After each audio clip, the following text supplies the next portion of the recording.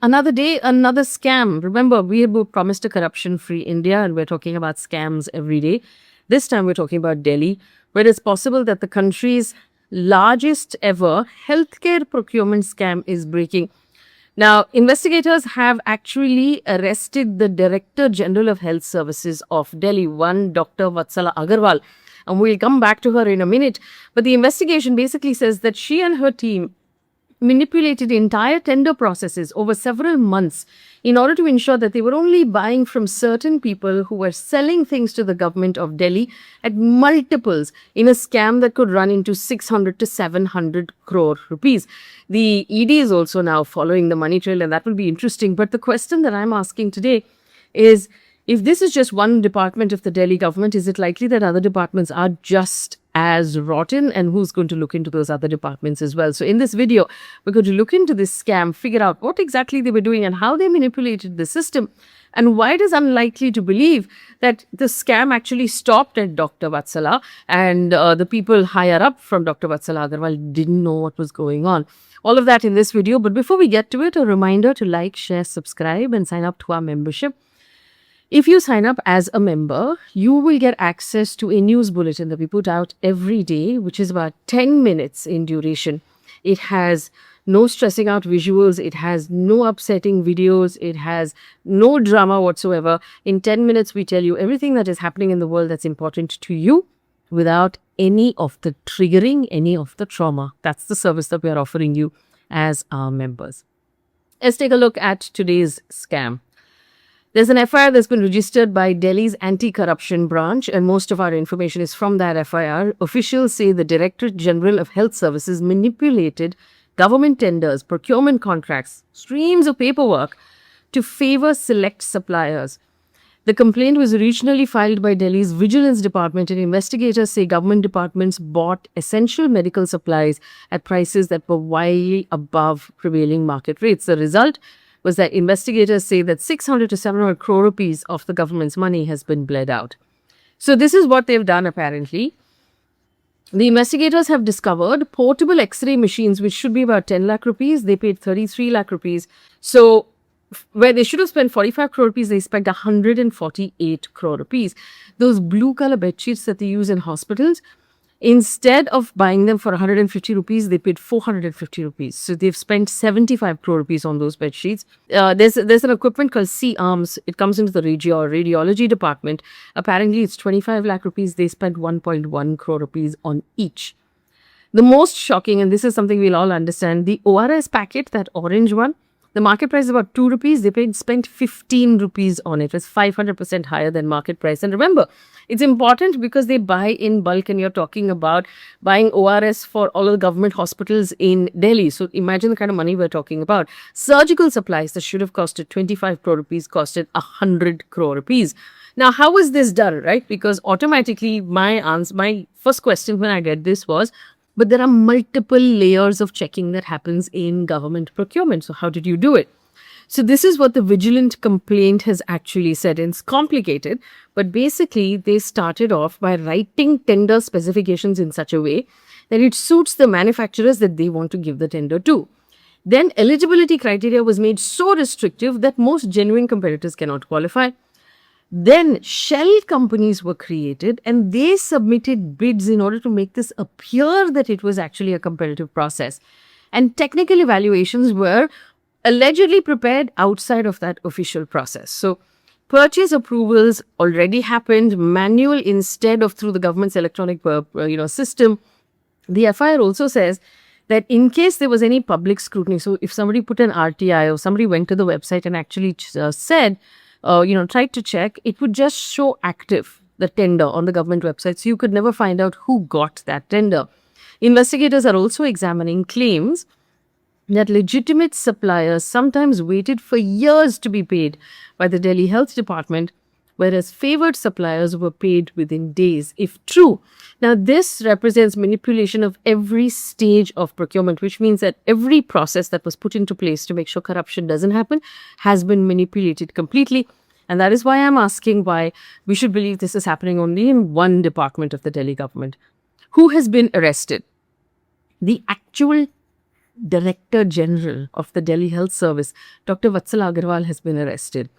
The Deputy Controller Accounts, Neeraj Chopra, has been arrested. Senior official Vijay Kumar Ranga has been taken into custody.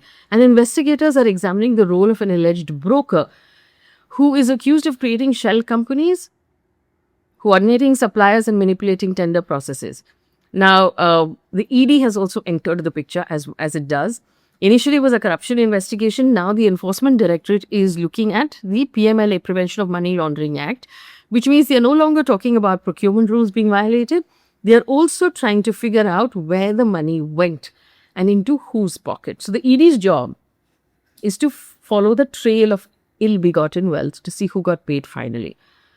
Where did the money go? The ED is asked for tender documents, technical evaluations, financial bids, approvals, payment records, inspection records, and details of companies. They are also examining the purchases of all of the, equipment that has been bought so far. Of course, this has now turned into a political fight. The BJP has said, hey, we started the investigation against our own government, so we are actually acting against the corruption in-house. The Aam Aadmi Party says the procurement system was centralized after the BJP came into power, and this argues the irregularities. The Congress says it should be handed over to the CBI because the real culprits have not been identified. But just to go back to what the Aam Aadmi Party is saying, they're saying that after the BJP came into power, it decided that procurement for every single hospital will not happen at that hospital stage. It will be centralized into one department, and that one department is going to do procurement for all hospitals. That is the department where this rot has now been found. So the Aam Aadmi Party is saying there's something wrong here, and we need to be looking at the higher-ups as well. But I want to take a minute to look at who this Vatsala Agarwal is. Now, she was appointed Director General of Health Services in August last year by the Delhi government led by Chief Minister Rekha Gupta of the BJP. Now, through the Department of Health and Family Welfare, the approval came from the LG of Delhi, who is the appointing authority for senior bureaucrats. And she is now succeeded by Dr. Rati Makhar. Like I said, at the time of her appointment, BJP government was in power. So the appointment is therefore happened during the BJP administration. The Aam Aadmi Party has alleged that while she was appointed, there was already a pending vigilance inquiry against her. Despite more senior doctors being available, the BJP did not accept those allegations and said there was no official finding that her appointment itself was improper, and these political claims have not been established as facts. But fundamentally, I want to ask this question, right? Can we assume that the entire scam was conducted by Dr. Vatsala Agarwal and nobody above her had any clue, or nobody outside of her department had any clue that something like this is happening? Can we also assume that no other department of the Delhi government is also conducting a similar scam? Here are some of the arguments though. One is that 600 or 700 crore rupees didn't happen in one transaction, happened in multiple transactions over a period of time. So how was it not detected? Tenders, purchase orders, invoice approvals, statement releases, multiple budget allocations. How is it likely that nobody checked at any of the stages of this process? And also remember, government procurement, anyone who has dealt with government will tell you government procurement has multiple checkpoints. There's a tender committee, there's a technical evaluation, financial evaluation, competent authority approval, finance, accounts, payment, authorization, internal audit. So how come none of this has popped up as well? So you were fudging the tender process, but how come none of these checks and balances on that tender process noticed anything wrong? Then, of course, the procurement agency that was centralized, like it has been raised, the central procurement agency was created so that large purchases are made in one place instead of individual hospitals. The argument for centralization was it lowers the prices, professional procurement, better oversight. But now we're asking whether or not that was part of the process of the fraud also. And then what happened to the auditors and why none of the auditors tracked it? Did anyone compare the prices with similar procurements elsewhere? Were there any objections that were ignored? Did finance officials raise any concerns as to what the bill was coming up to? Because see, in any organization, you are spending a similar amount of money year on year, and that budget keeps getting increased. But if that budget suddenly goes up 6x, 7x, someone should have asked a question. Also, the CAG, which is the main auditor of the government of India, did they not do any audits at all? And did they not look into any contracts? So where is the accountability in the system?